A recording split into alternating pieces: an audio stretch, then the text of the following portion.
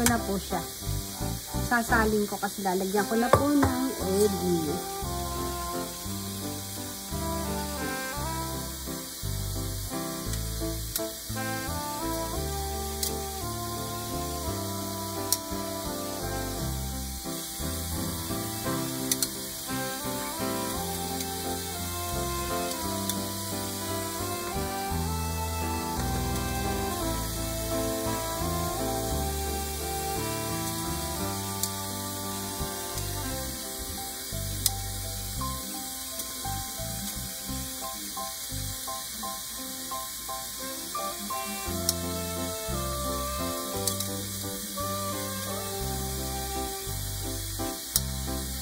Yan po siya.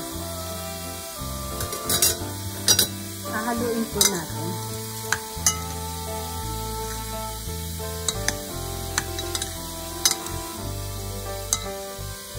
Usually, ang ginagamit pong ganito, yung salty egg. Pero mas maganda po ito kasi makokontrol nyo yung salt. Hindi masyadong maalat. Kaya may ulam na po kayo.